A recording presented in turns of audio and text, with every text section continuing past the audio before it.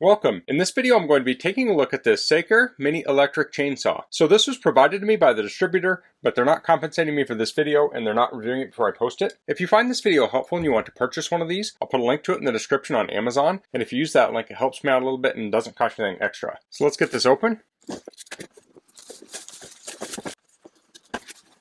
Okay, so it looks like we have a screwdriver. Here's the battery. This is a 20 volt, 1.5 amp hour battery. And here's the charger. Output on this is 21 volts at 0.75 amps. So that plugs into the middle of the battery to charge it. So I'll start getting this charged up. A bottle of lubrication. Here's the chainsaw itself. We have a guide, and that's everything there. Let's get this out of the bag.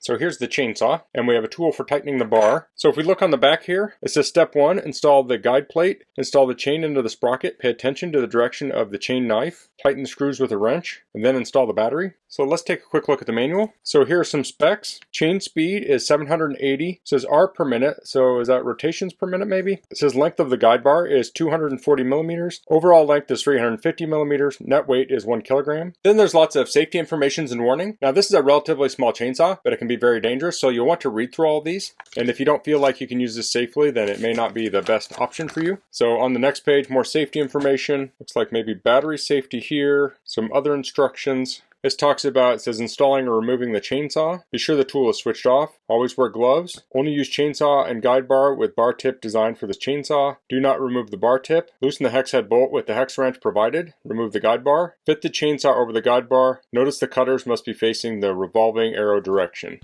So I just summarized those. You'll want to read through all of those. So this talks about fitting on the sprocket. There's a chainsaw tension adjustment screw. This talks about tensioning it. So it looks like you should be able to lift it about 2 to 3 millimeters. Then you tighten this down here. It says here it may become loose, so you may need to retighten it. This talks about lubrication here. So it has that little bottle. It says always be sure the tool is switched off and the battery cartridge is removed before lubricating the chainsaw. Always use vegetable oil when pruning fruit trees. Mineral oil may harm trees. This gives some tips on cutting off branches. And here's some more maintenance here. It says do not cut wood that is more than 4 inches. Do not overpress the machine when cutting wood. When the machine is not used for a long time, please fully charge it and then store it. So we have this little bottle of lube here, and here is the chainsaw. So needless to say, this is not for a forestry company cutting down massive trees. This is for pruning projects. What I'll be testing it on today is a branch that fell from a tree, so I need to cut it up to discard it. Seems like the perfect application for a saw like this. So this is a smaller chain here than you would typically find on a, say, full-size chainsaw. Has a guard. This has a pure copper motor in it. This has a trigger to turn it on. I don't have the battery in here. So this has a trigger lock. So it's locked here. You press in here and then pull this in to turn it on. Also has a hand guard here. So the battery is charging, but I'll just pull it off here just for a quick second. Okay, that's in there. Turn it on.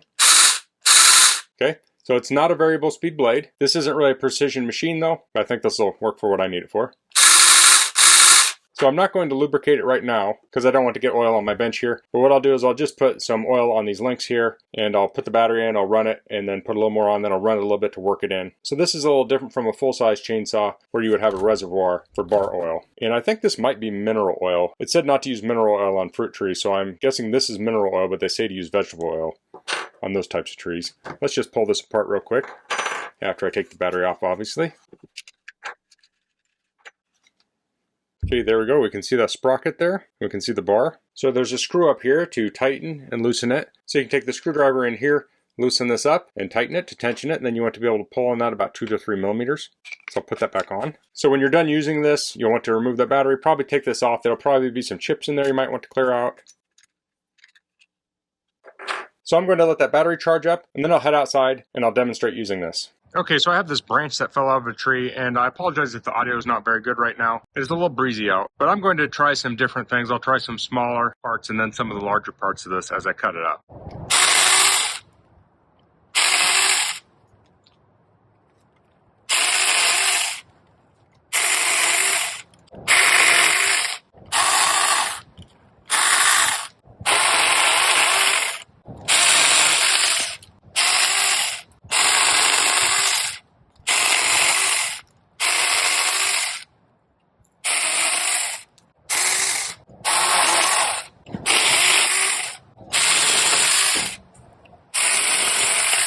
So as I'm cutting, I'll place the stick right up against here.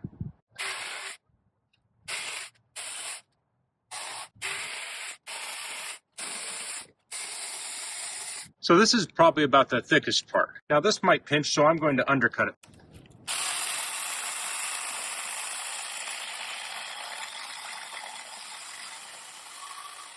So that's a few inches across there. It might be slightly thicker here. I'll try cutting this.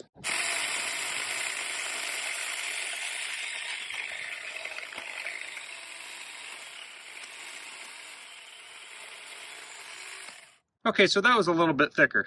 Now I'll just finish cutting the rest of this up.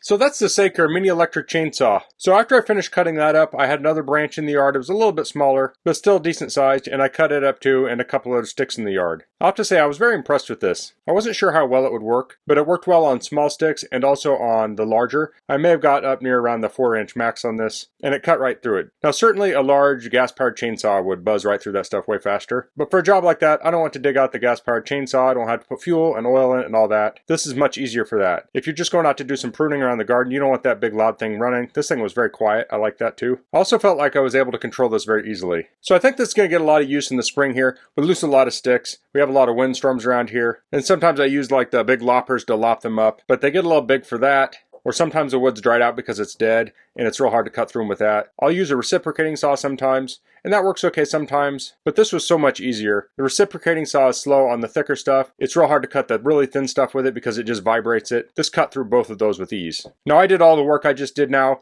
with the one battery, and it still seemed to have plenty of power in it. That may be something to consider. If you have a little bit more to clean up, you might want to do it in stages. Maybe start off, cut some stuff up, clean it up while you're charging it, and then go back at it. But for my use case, I think this battery is going to be just fine. So that's all I'm going to cover in this video. If you have any questions, please leave them in the comments. If you like this video, please click like. If you haven't subscribed to my channel, I'd appreciate if you could do that. And thanks for watching. Until next time, goodbye.